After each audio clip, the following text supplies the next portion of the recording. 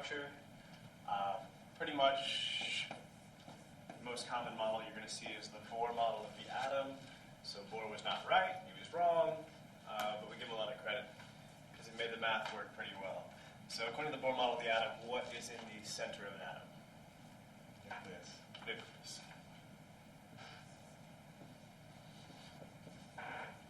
So what lives in the nucleus? Protons and neutrons. Protons and neutrons. So what's the other side of the Bohr model of the atom? So what is around the nucleus? The electrons, the shell. Yeah. So Bohr looked at it as these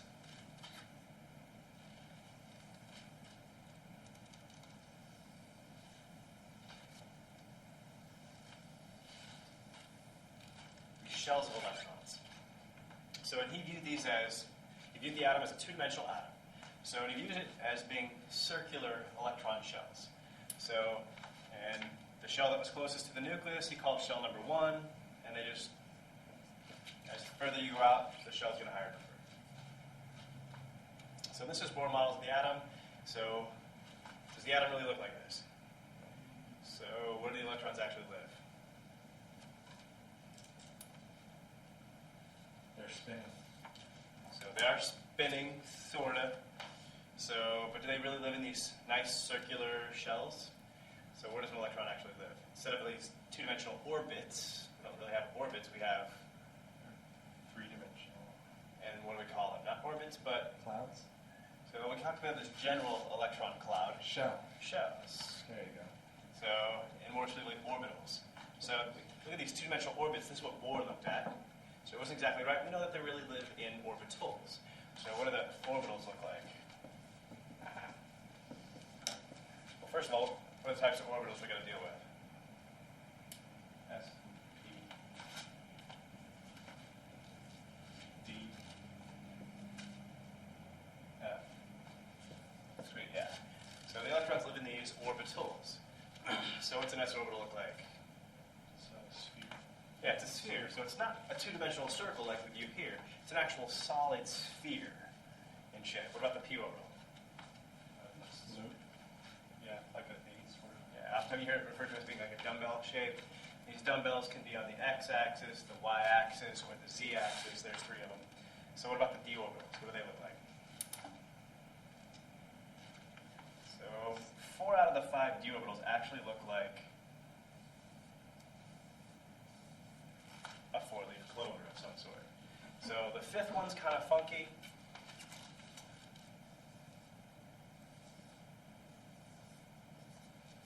So kind of looks like if I had a balloon around my head, another balloon around my feet, and an inner tube around my waist. So just a funky shape for the 5th d orbital. So 4 out of them look like a 4-leaf clover. The 5th one just some funky shape.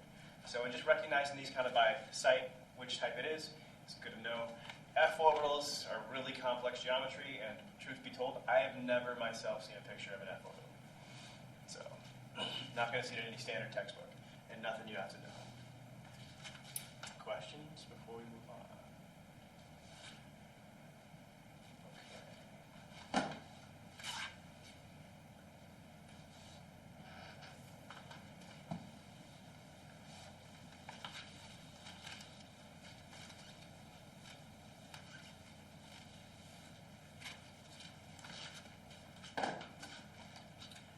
All right, so let's talk about some numbers. So the first number is Z. So Z, when we're talking about the atomic structure, refers to the number of protons, or the charge. So classically, it's the number of protons, which is the number of positive charges. We'll see that sometimes, like for an electron, it'll have a -1 charge. And so, more generally, it's the charge. So, but typically generalize down just the number of protons.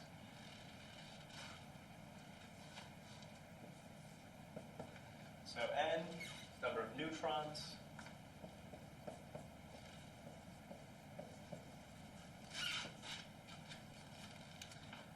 So what's the charge on a proton? +1. Charge on a neutron? Neutral. Neutral, hence the name neutron, yeah, no charge. Hence the old joke of proton and neutron walk into a bar. So neutron orders a drink. Bartender, asks how much will it be. The bartender says, for you, no charge. Yeah, really bad chemistry jokes. All right. So moving on from there, if we look at a typical isotope, like if we look at, say, uranium. So we'll look specifically at uranium-235, since that's the radioactive isotope. So uranium-235, what do they call this number right here at the top? Is that the atomic number or the atomic mass? So it's the mass number. They call it the mass number. So it's not exactly the atomic mass. We'll talk more about what that is later. So that's the mass number.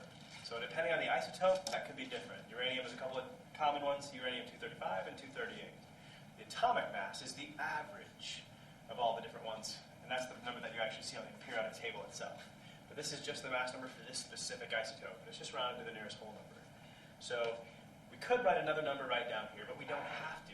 In knowing that it's uranium, we automatically know that this number is always associated with uranium.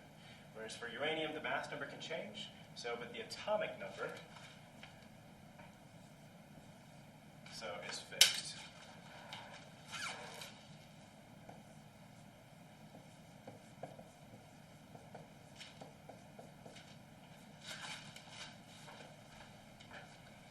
Okay, so here, this particular isotope, mass number is 235, the atomic number is 92. So what does this mass number tell me? So ultimately it tells me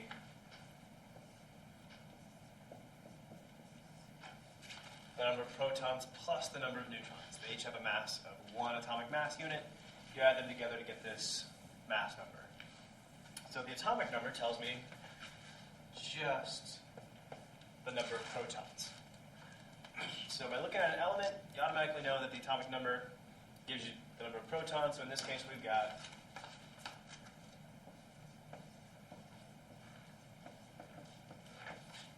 92 protons.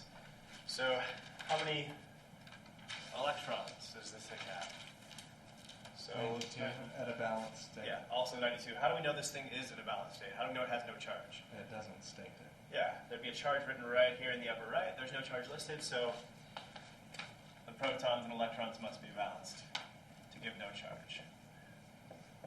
So protons plus 1, electrons minus 1.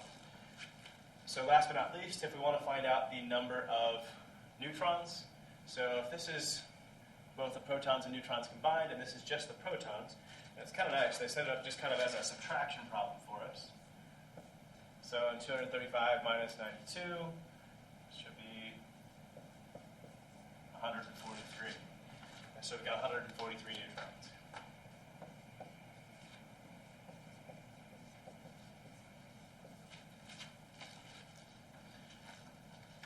Cool. So from a simple isotope symbol, you should be able to get the number of protons, electrons, and neutrons in any given symbol. Questions? Okay.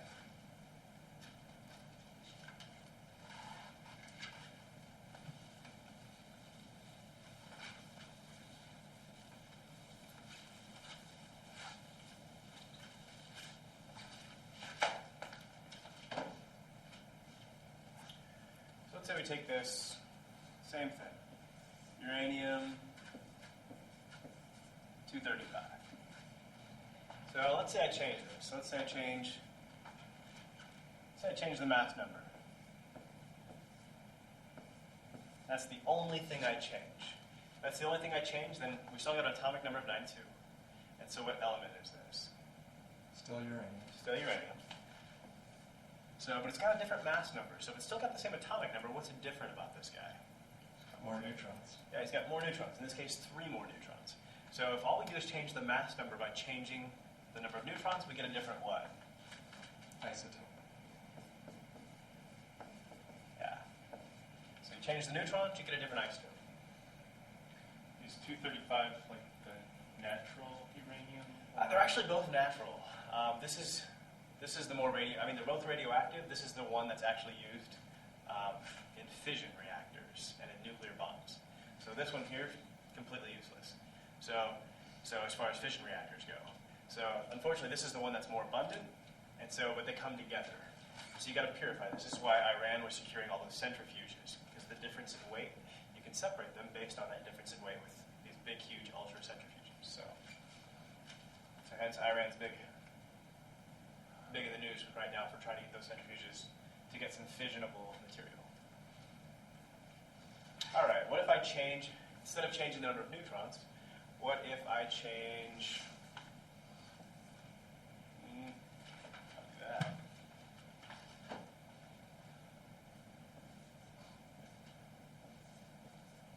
I'll leave the mass number alone, completely alone. So, but I'm going to change the atomic number. By changing the atomic number, what have I done? Change the element. So, what have I changed it to in this case? PA. PA. What in the world is PA? I forget. You forget or you never knew? I don't think I ever know. I don't know. I had some students ask me if I knew all the elements on the periodic table a while back, and I had to admit they pulled out PA, and I'm like, I have no idea, guys. I'm sorry. It's protactinium, and they gave me a hard time, but you know, there's a periodic table on every wall in every classroom, in every front cover of every textbook. I have shirts with it on there. I've seen socks. But all they ever say is PA. So it is all they ever say is PA. So, but you're always going to have access to something that's going to tell you what it is. So if you've memorized the periodic table, you've wasted way too much time. So doing something worthless. But all right, so we got protactinium there. So change the protons, you change the element in this case. So let's do one more thing.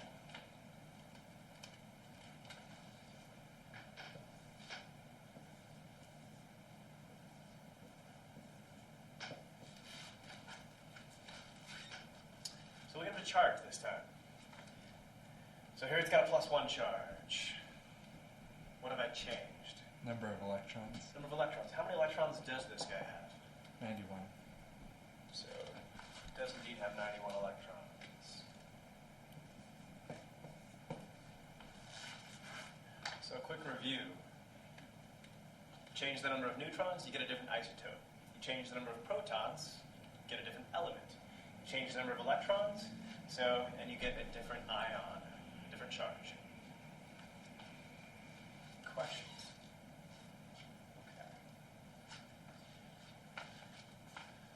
So if you look at most of the atomic weights on the periodic table, so all of them, with very few exceptions, come right around a nice whole number, which is great because protons have an atomic mass of 1.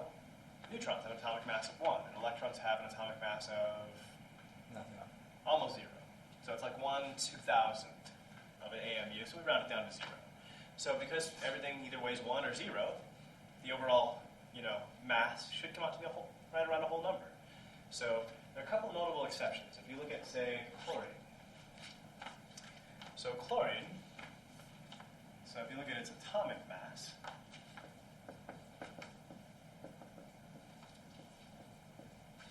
so its atomic mass is roughly 35.5 AMUs. Doesn't come out to a nice whole number. So if you look, the reason, is all the numbers on the periodic table for the masses, as atomic masses, those are averages. So it just so happens to turn out that most of them come out near whole numbers, just because like if you look at carbon comes out really close to 12. So it turns out that over 99% of all naturally occurring carbon weighs 12. And so when you take the average, it comes out really close to 12. And so for most of them, they have, the naturally occurring isotopes, they have principally one major isotope. And that's why the average always comes out to really close to whatever that whole number is. So, but chlorine's an exception. So when we see that this atomic mass really is just an average when we look at these exceptions like this. So it turns out chlorine has 2 major isotopes. We have chlorine 35. So we have chlorine 37. So a difference of 2 neutrons between the two. So which one of these has a higher abundance in nature based on knowing this average atomic mass? 35. Yeah, 35. The average comes out is going to come out closer to whichever one is more abundant. So it turns out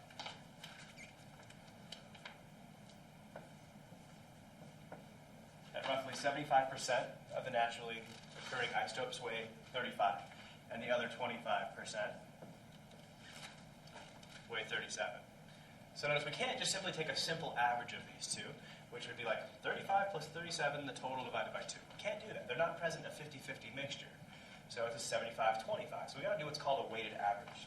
So to do a weighted average, you simply take the decimal form of percentage. What's the decimal form of 75%? 0.75. So and you multiply that by the corresponding mass. So decimal form of 25% is indeed 0.25, and times the corresponding mass of that guy. So when you add these together, and that simply will get you your weighted average, which in this case comes out to exactly, if we use the numbers listed,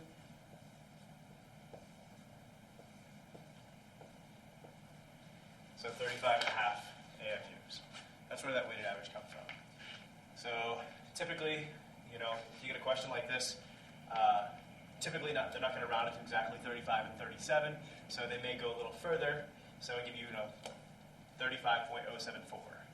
And again, you'd have to use those exact numbers. But again, on the DAT and the MCAT, do you get a calculator? No, so you're going to be approximating anything everywhere. So, you just round it to 35 anyways, and 37 anyways. So, and typically, you're not actually going to work this math out. You can approximate it in your head.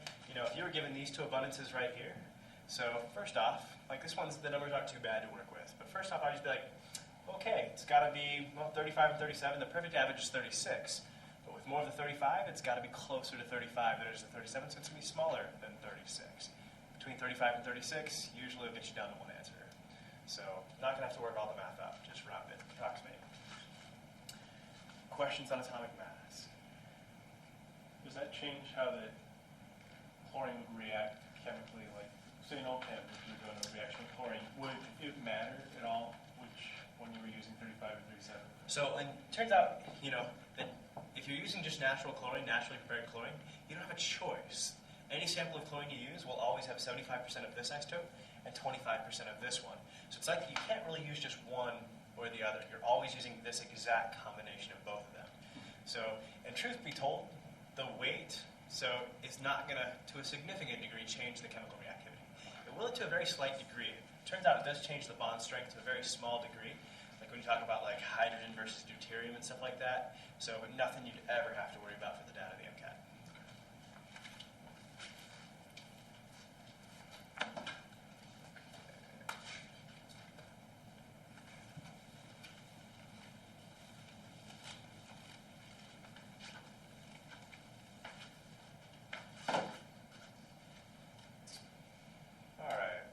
Take a look and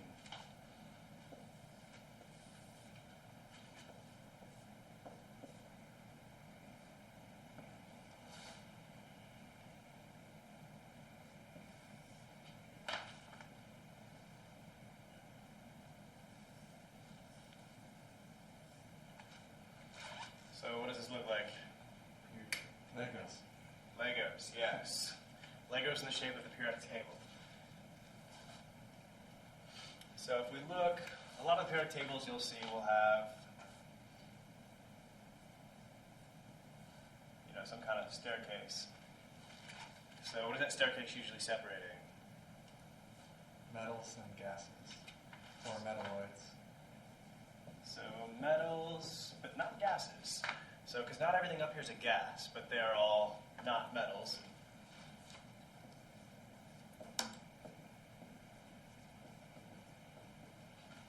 Call them nonmetals.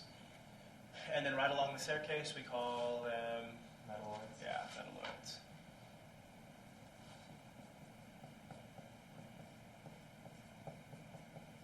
Sometimes also called semimetals. So semimetals because they have properties of both metals and nonmetals.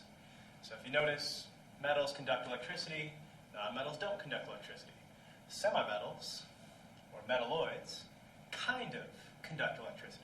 They are semiconductors. Notice silicon's right in the middle there of these metalloids. It's a good semiconductor.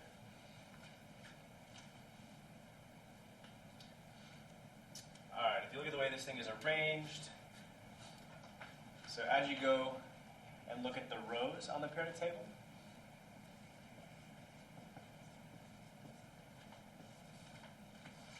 we call those periods. So we call those periods. So if you look at the columns, what do we call those?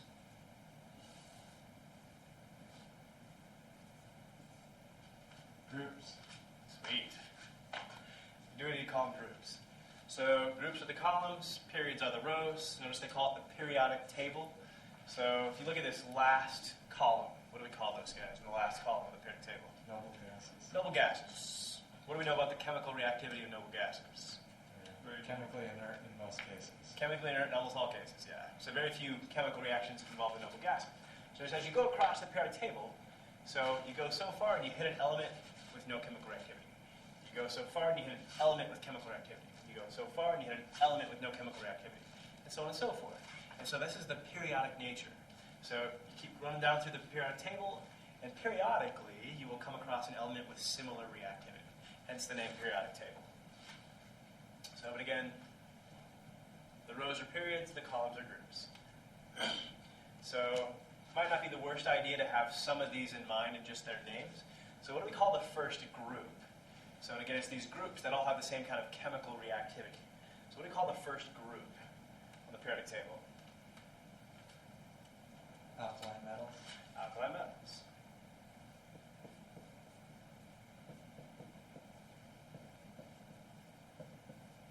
So what do we call the second group on the periodic table? Similar name, similar name. Alkyl groups. Not alkyl groups, that's OChem, carbon change, but alkaline earth metals. Metals.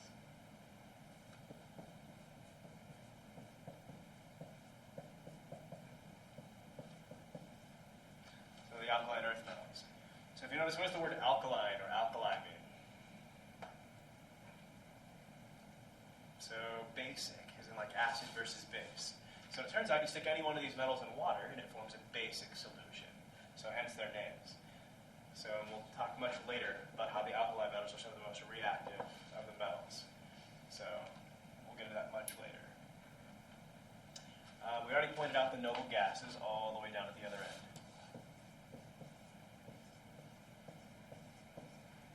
So there. What's right next to the noble gases? So you got fluorine, chlorine, bromine, iodine. What are those guys? Halogens. Yeah. Are indeed the halogens.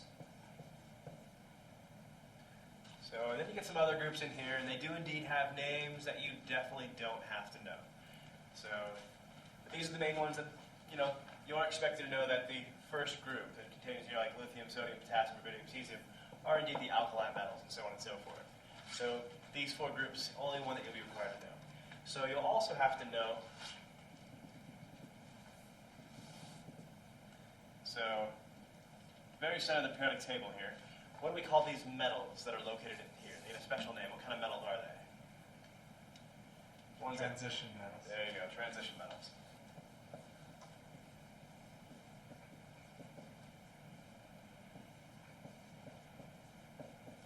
So these include metals such as titanium and iron and copper and silver and gold. So they're called the transition metals, and you're expected to know the name of this group of metals here in the center of the periodic table as well.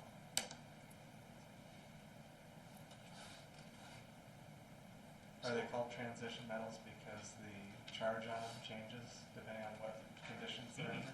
I gotta think if I even know why they're called transition metals. They do take on variable charges. I don't know if that's why they get their name transition though. I honestly don't know why they're called transition metals. I'll have to look that up. Cool, ready to move on? Let's have some more fun.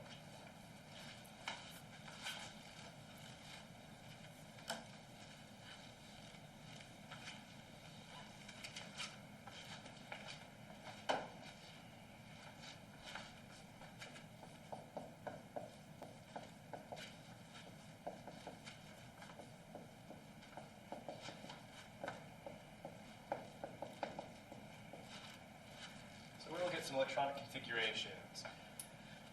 So there are different ways to teach how to determine electronic configurations.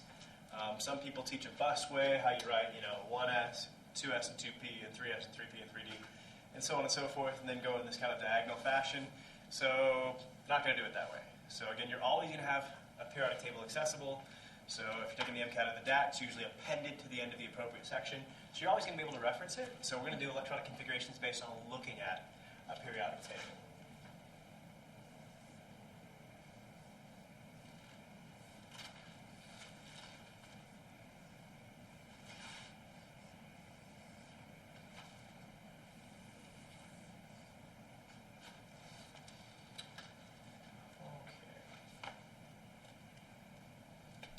So if we look at the way this is broken up, so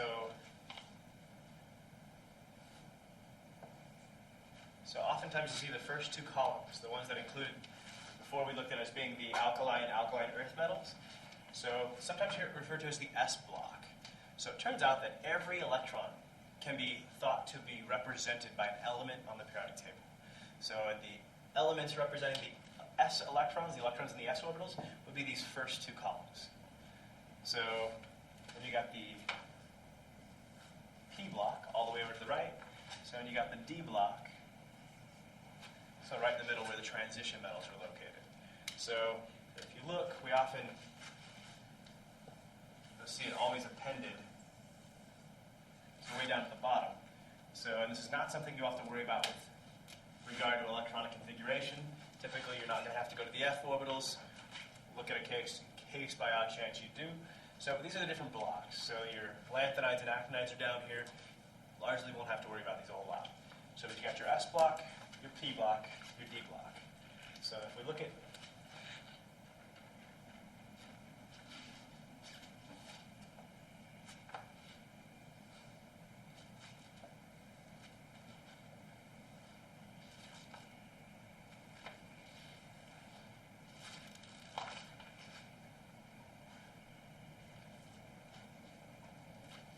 So we look at just pretty much the first four periods. So if we look at the first four periods, so we can kind of think of these belonging to particular shells. So we have the first shell, the second shell, the third shell, the fourth shell, the fifth shell, sixth shell, and so on and so forth. So each corresponding to a different shell number. So if you look here, if we look at, let's put some elements in this thing. So we got hydrogen, helium, lithium, we got magnesium. Beryllium. There you go. So here we have magnesium along with sodium. So in here, potassium along with calcium. So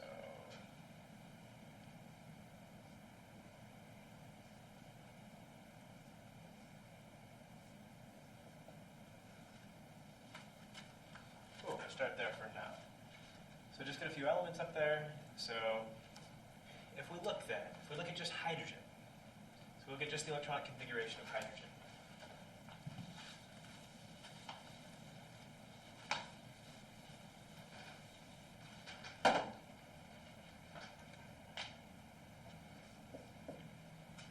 So in this case, hydrogen, it's only got one electron. He's the first element. So he's in the S block.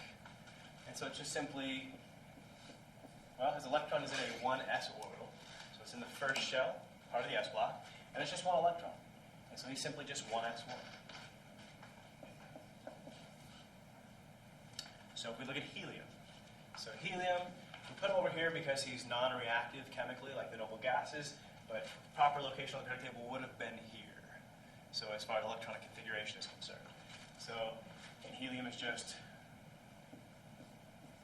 so still in the 1s, but now having two electrons, not just one.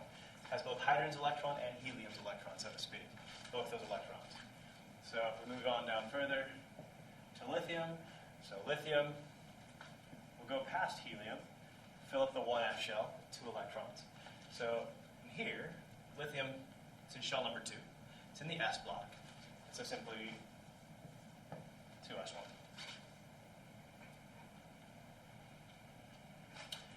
Cool, let's make this a little harder, transition down a little further. Let's look at fluorine, something like fluorine here. So what's going to be the electronic configuration of fluorine? Where do we start? Hydrogen, and again, helium, gets us through 1s2. After helium comes lithium and beryllium, which is what?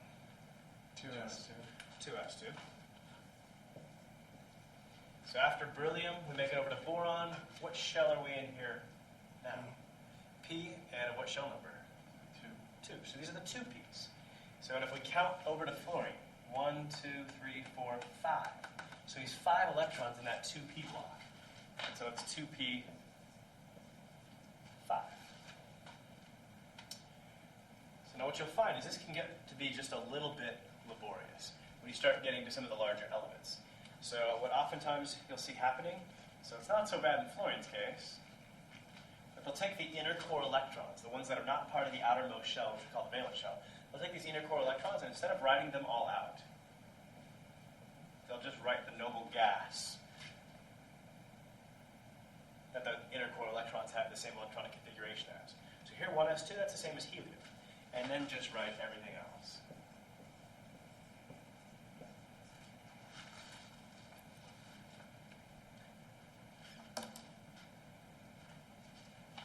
Okay, so let's make this a little harder.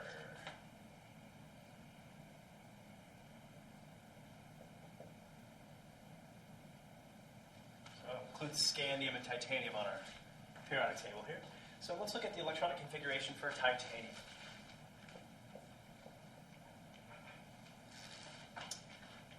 So the electronic configuration for titanium.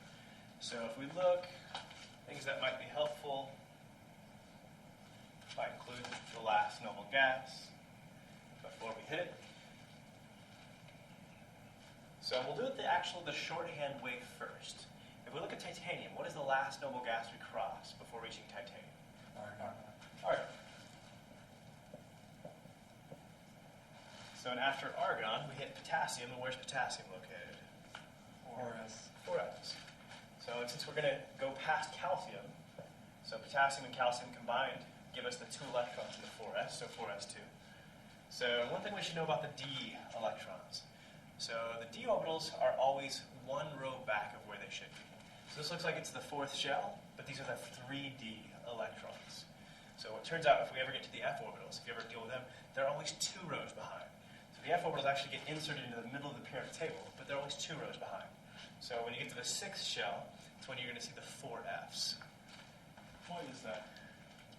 You know? So yeah, if you look, you go from 1s to 2s to 3s. Every time you go up a higher shell number, the energy gets higher, and so you fill in the lowest energy ones first and start filling in the next ones. So when you go from 2s to say 2p, the energy also increases. So we know that 3s is definitely higher than 2s, but is 3s higher than 2p? It turns out it is. So but when you get to 4s, 4s is definitely higher than 3s. So it's also higher than 3p. When you look at 3d and 4s are very similar in energy. So it turns out that when you fill them in, you actually fill in the 4s's before the 3ds, which is why it explains why these 3ds come after the 4s's. It just turns out that that's where they show up energetically. So in this case, titanium then got 2 electrons in this 3d block. And so it's 3d2.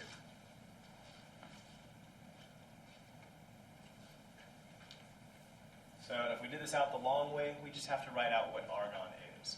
So if you go through, we'll find that argon is the same as 1s2, 2s2, 2p6, 3s2, 3p6. And then you just do the additional valence shell, 4s2, 3d2. So that is the same exact electronic configuration. Cool. Al. I was doing a practice test yesterday, and there was an instance where electrons from the S shell were moved into the D shell. Cool. That's where we're going next. So there are 5 exceptions you got to know. So if we look at these exceptions,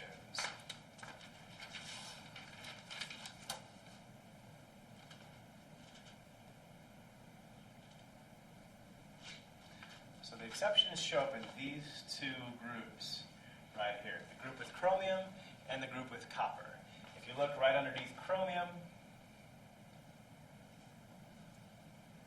is molybdenum. So, and right underneath copper is silver and gold. So these are the 5 exceptions to the standard electronic configurations. So if we look at chromium first,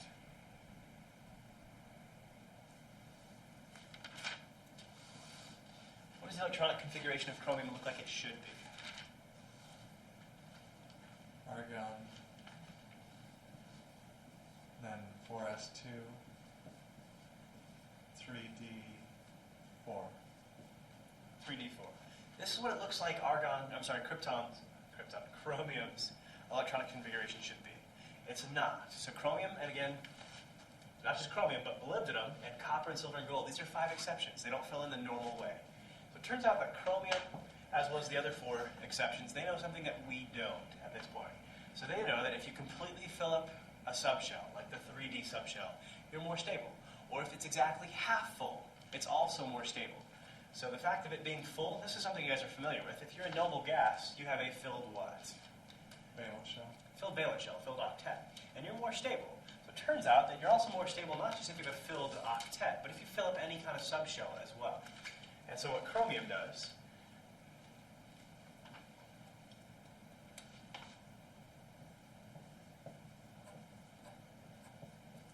is he steals 1 from the S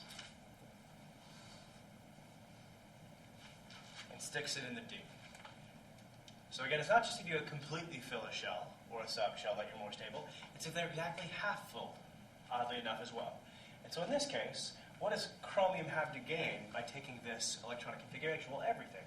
Notice here, our D subshell, is it completely full?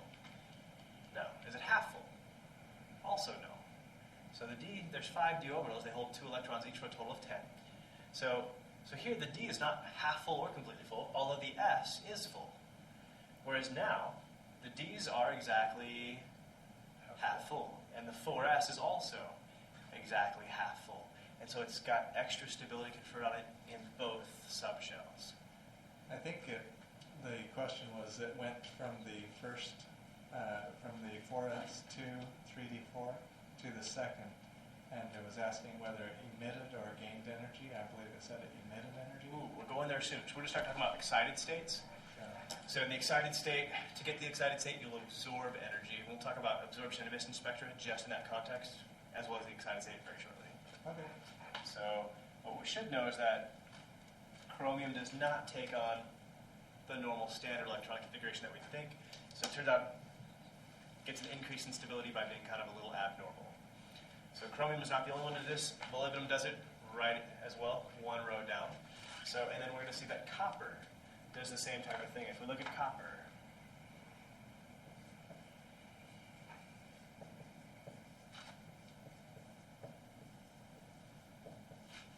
copper also takes and steals 1 of the 4s electrons, sticks it into the 3d.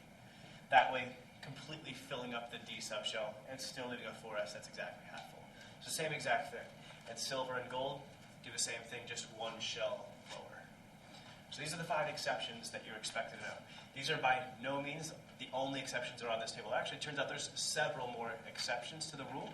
These are the only 5 you have to know. If you try and apply these rules of like, oh, but if I did this, maybe he'd be half full. If you try and apply it to anything other than these 5, it is wrong. So there are indeed, again, other exceptions, but you are not required to know them at all. These are the only 5 you're required to know. Don't try and apply this to anything else besides chromium, molybdenum, copper, silver, gold. Questions?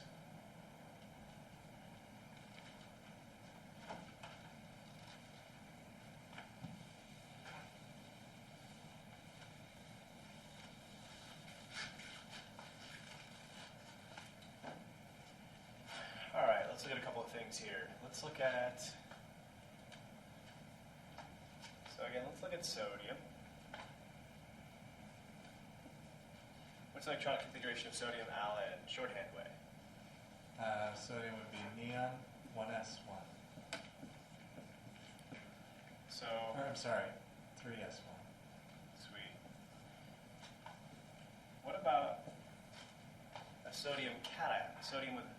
+1 charge. Just neon. Yeah. So when we give an atom a charge, just the number of electrons is changing. So here, to make it a +1 charge, you got to lose 1 electron. And you lose the highest shell number of electrons first. So here, we'll lose the 3s1 electron. So leaving just the equivalent of neon behind for a sodium with a +1 charge. So if we look at, something like, we'll go back to reference copper here. So let's look at copper with a +1 charge. So, and here's where it gets a little tricky. It seems like an exception, but it's not truly an exception. So again, when you pull out an electron, you always remove electrons from the highest shell number first. It seems kind of a little different than the rest when you do this with the transition metals. So in here, copper being a transition metal. So here, what's a higher shell number? 4 or 3? 4. So we're actually going to pull out the 4s before we remove the 3d. So it seems backwards because we filled in the 4s before we filled in the 3d. But we're actually going to remove, to make a cation, we're going to remove the 4s before we remove the 3d. So you're going to make a copper +1. So argon, 3d10. You may see it written as 4s0 3d10. So it's more properly written just as 3d10. There's nothing in no electrons in the 4s orbital, so it's usually just left off entirely. So there's copper +1. So this is the only place when you're doing ions that you'll see some sort of funky exception. So with cations that have a plus charge, you take away electrons. With anions that have a negative charge, you add the appropriate number of electrons. So if we look at, say, sulfur for just a second. So if we look at the sulfide ion, so the sulfide ions. To draw the sulfide ion, I would first actually, or draw any ion, I would first draw the neutral species first. So if we draw sulfur, what's the electronic configuration for sulfur? What do you think, Case? So it'd be neon, 3s2, 3p4. Sweet. So what about if I go to now the sulfide ion? How's that going to make things different? Would you add it to the p shell? So it would be the same thing. It would be neon, 3s2, 3p6.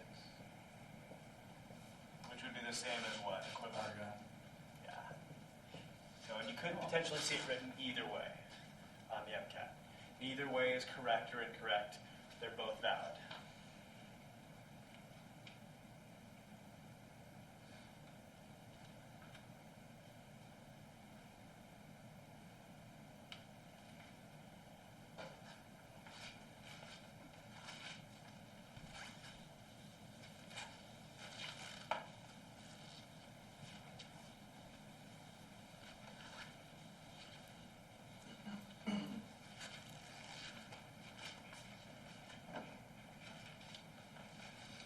All right, let's talk about 2 new vocab words.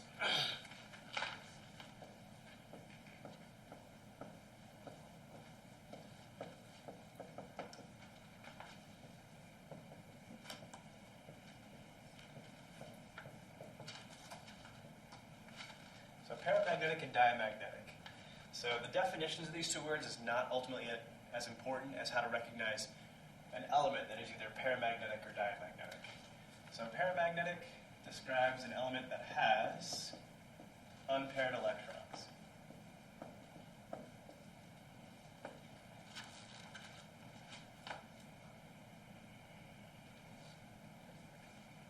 Whereas diamagnetic refers to an element that has no unpaired electrons.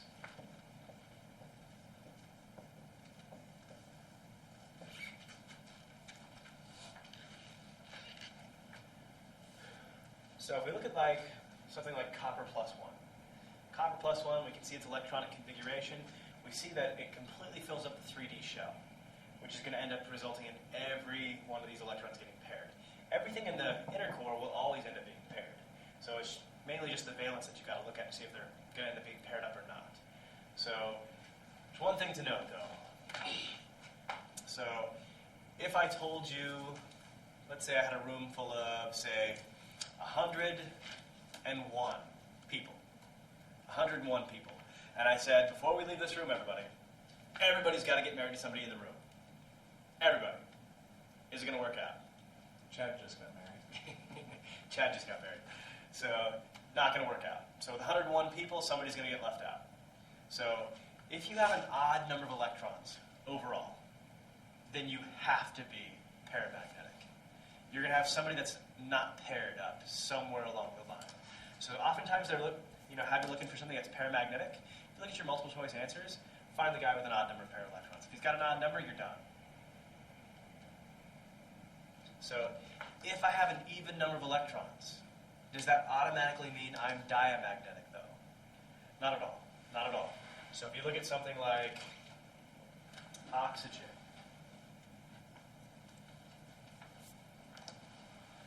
so oxygen looks like helium, 2s2, 2p4. So it's got an even number of electrons. Looks good. If we actually look at that valence shell,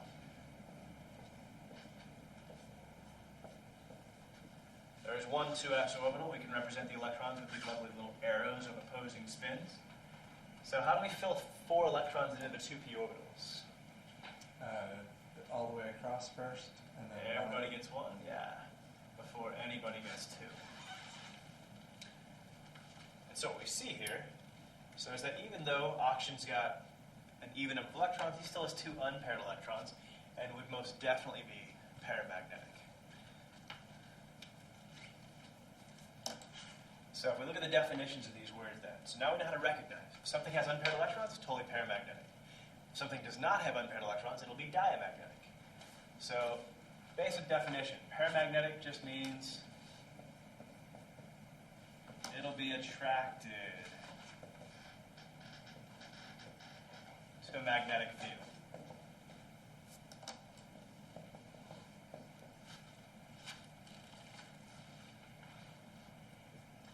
So if you look at diamagnetic with no unpaired electrons, so it's these unpaired electrons that have their spin as interacting with the magnetic field.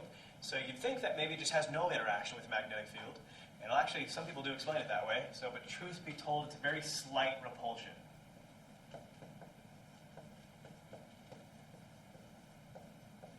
To a magnetic field.